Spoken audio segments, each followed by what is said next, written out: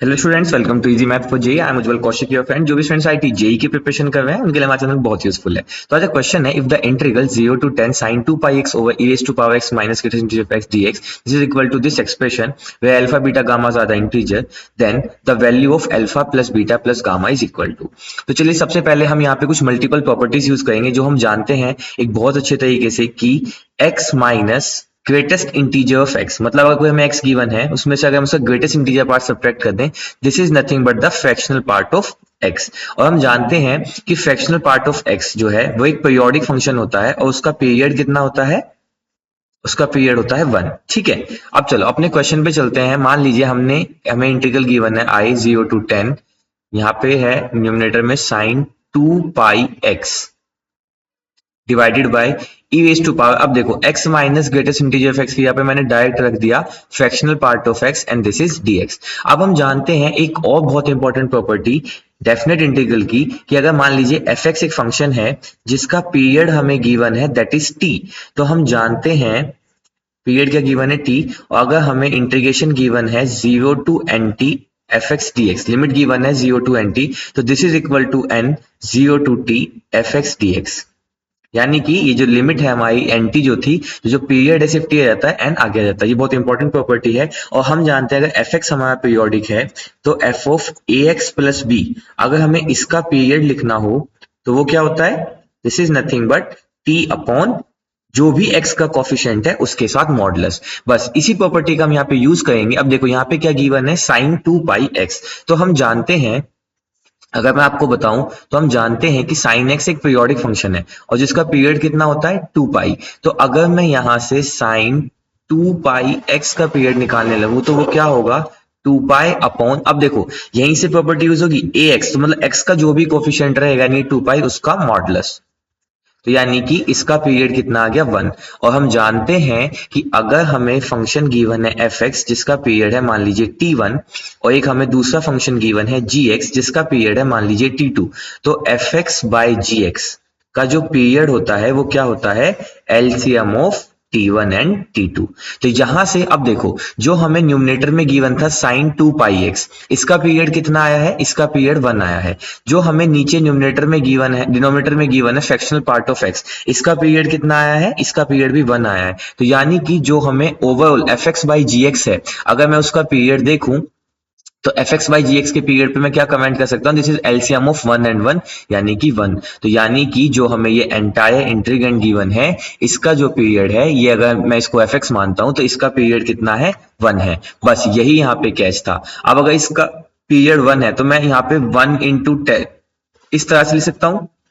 तो अगर इसका पीरियड 1 है तो with the help of this property मैं आई इंटीग्रेशन को लिख सकता हूं 0 to 1 tan आ जाएगा आगे, और यहां पे हो जाएगा साइन 2 पाई एक्स अपॉन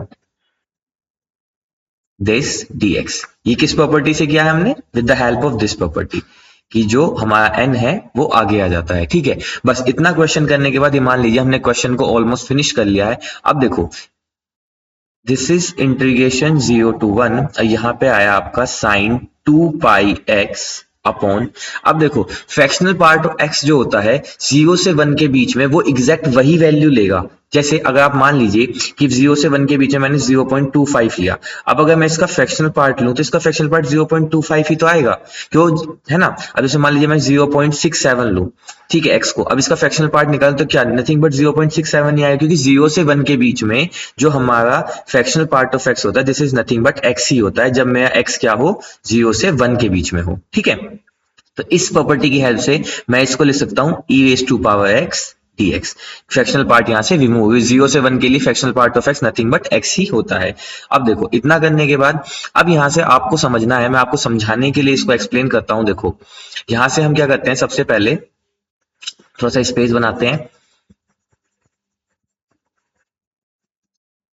अब देखो साइन 2 पाई एक्स यहाँ पे मुझे गिवन है, अगर मैं इसका ग्राफ प्लॉट करने की कोशिश करूं तो देखो साइन 2 पाई एक्स का ग्राफ कैसा आएगा, देखो जब x की वैल्यू 0 तो यानी कि 0 पे ही रहेगा, जस्ट 1 सेकेंड, जब x की वैल्यू 0 तो वो यानी कि 0 पे रहेगा। मैं 0 से 1 के बीच में ग्राफ देख रहा हूं।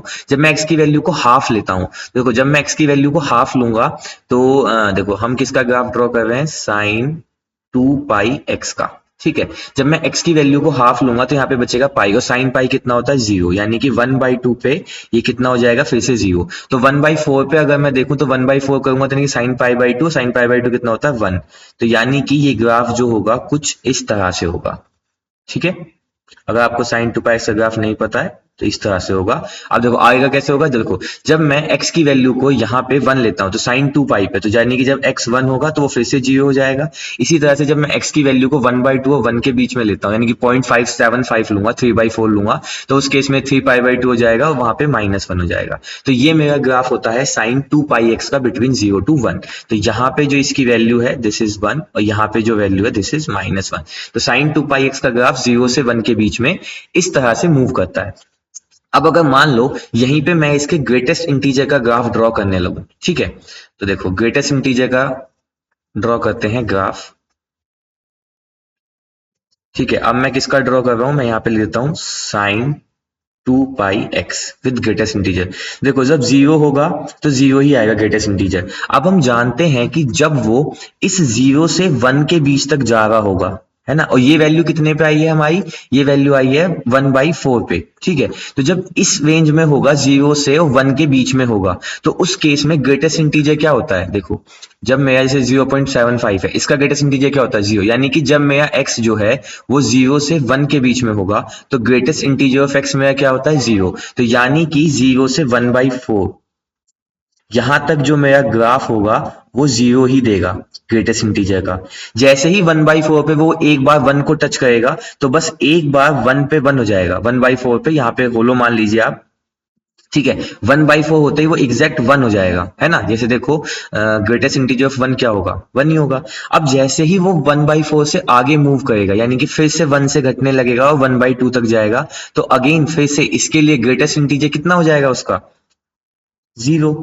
यानी कि यहां से यहां तक का कर्व फिर से क्या हो जाएगा 1/2 तक 0। अब ऐसे ही 1/2 से आगे चलते हैं, जैसे मान लीजिए 1/2 1 है, अब 1/2 से अगर मैं ध्यान दूं तो 1/2 से और इस रेंज तक, ठीक है, इसकी जो वैल्यू होगी वो कितनी होगी, क्योंकि ये नेगेटिव है, ये 0 से -1 के बीच में है, तो इसकी जो वैल्यू होगी वो -1 होगी। जैसे कोई भी वैल्यू पिक की, जैसे मैंने ये वैल्यू पिक की तो ये वैल्यू मान लीजिए माइनस का 0.34 थी। अब मैं अगर इसका ग्रेटेस्ट इंटीजर निकालता हूँ वो कितना आएगा -1। इस केस में जब यहाँ एग्जैक्ट -1 भी होगी तो -1 का इंटीजर भी -1। जैसे मान लीजिए यहाँ पे कोई वैल्यू मानता हूँ, ये वैल्यू है माइनस का 0.75, इसका भी ग्रेटेस्ट इंटीजर कितना -1। तो यानी कि जो 1/2 से 1 के बीच में होगा मेरा रीजन, उसके लिए जो साइन 2πx की वैल्यू होगी वो कितनी होगी, ये वाला होगा -1। ठीक है, बस यही है, यहाँ पे हमको यही समझना था। तो अब हम चलते हैं अपने क्वेश्चन की तरफ, हम अपने इसको ब्रेक करते हैं इंटरवल को। ठीक है, तो देखो हमें जो इंटीग्रल गिवन था हमने इसको ब्रेक किया। हमने कैसे ब्रेक किया, हमने ब्रेक किया 0 से हाफ के लिए sine 2πx upon e⁻x dx plus half से 1 के लिए। अब आप समझ गए होंगे इसी मैंने क्यों किया, क्योंकि हमें पता है हाफ के बाद ही fractional part greatest integer part की वैल्यूज चेंज हो रही थी। ठीक है, अब देखो जब 0 से हाफ के बीच में, यानी कि जब 0 से हाफ के बीच में मेरा साइन 2πx रहेगा, तो मैंने देखा 0 से हाफ के बीच में वो सिर्फ 0 वैल्यू लेता है। ठीक है, जैसे ही वो 1.4 पे 1 होगा, अब देखो डेफिनेट इंटीग्रल क्या होता है, वो बेसिकली हमें एरिया देता है within two limit, area under the curve देता है ना। अब सिंगल ये पॉइंट आया, इसके अंडर क्या एरिया आएगा 0। तो जब तक यहां था 0 यहां था 0, एग्जैक्ट 1/4 पे भी एक सिंगल डॉट ही आया तो उसके लिए भी एरिया क्या आएगा 0। तो यानी कि इस पूरे एक्सप्रेशन की जो ये मेरा पहला एक्सप्रेशन है 0 से हाफ के लिए dx इंटीग्रेशन जो है, इसकी वैल्यू कितनी हो गई, कन्वर्ट हो गए 0।